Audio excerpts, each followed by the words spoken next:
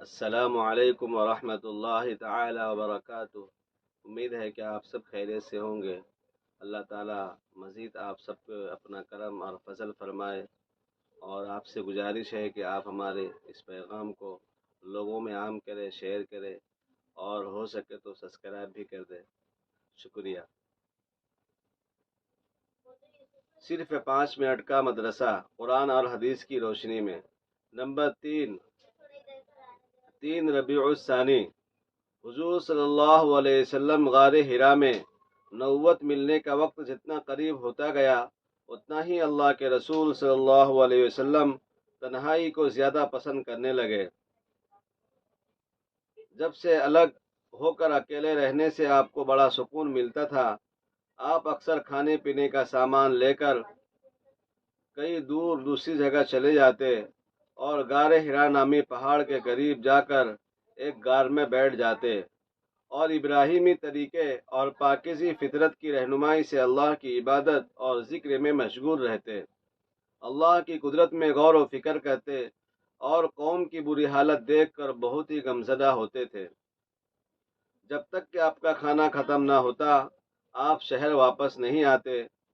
جب مکہ کی وادیوں سے گزرتے تو درخت اور پتھروں سے سلام کرنے کی آواز آتی۔ آپ دائیں بائیں اور پیچھے مڑ کر دیکھتے تو درختوں اور پتھروں کے سوا کچھ نظر نہ آتا۔ اسی زمانے میں آپ کو ایسے خواب بھی نظر آنے لگے کہ رات میں جو کچھ دیکھتے وہی دن میں ظاہر ہوتا۔ یہی سلسلہ چلتا رہا کہ نبوت کی گھڑی آ پہنچی اور اللہ تعالیٰ نے آپ کو نبوت عطا فرمائی۔ نمبر 2، اللہ کی قدرت۔ انسان کی ہڈیاں۔ اللہ تعالیٰ نے انسانی جسم کو ہڈی کے ڈھانچے پر کھڑا کیا ہے۔ یہ ہڈیاں انسانی جسم سے کئی گنا زیادہ وزن اٹھانے کی صلاحیت رکھتی ہے۔ جب انسان قدم اٹھاتا ہے تو اس کی ہڈی پر جسم سے کئی گنا زیادہ وزن ہوتا ہے، اور کولہے کی ہڈی 3000 کلو وزن اٹھانے کی صلاحیت رکھتی ہے۔ وہ اسٹیل سے زیادہ مضبوط اور اس سے 10 گنا زیادہ لچک اور ہلکی ہوتی ہے۔ اگر یہ ہڈیاں بھی اسٹیل کی طرح وزنی ہوتی تو ان کا وزن ہمارے لیے ناقابل برداشت ہو جاتا۔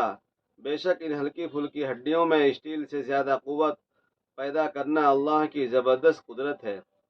نمبر 3، ایک فرض کے بارے میں زکوٰۃ ادا کرنا۔ حضرت عبداللہ بن مسعود رضی اللہ عنہ ارشاد فرماتے ہیں کہ ہمیں نماز قائم کرنے کا اور زکوٰۃ ادا کرنے کا حکم دیا ہے، اور جو شخص زکوٰۃ ادا نہ کرے اس کی نماز قبول نہیں۔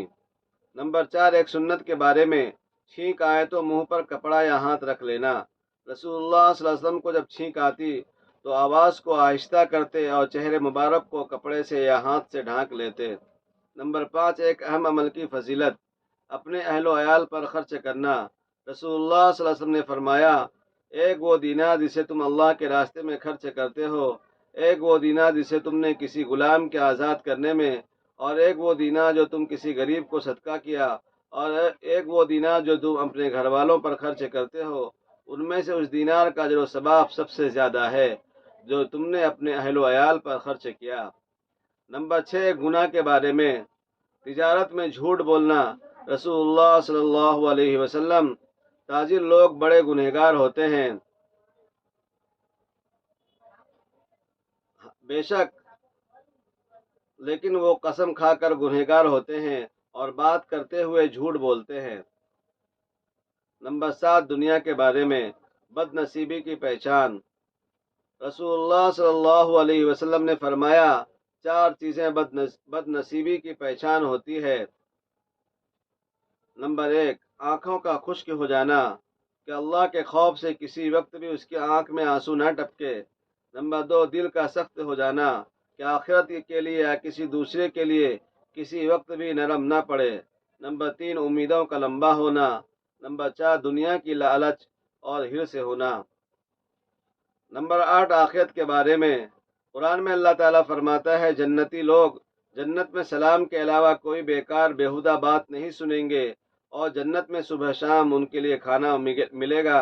یہی وہ جنت ہے جس کا مالک ہم اپنے بندوں میں سے اس شخص کو بنائیں گے جو اللہ سے ڈرنے والا ہو۔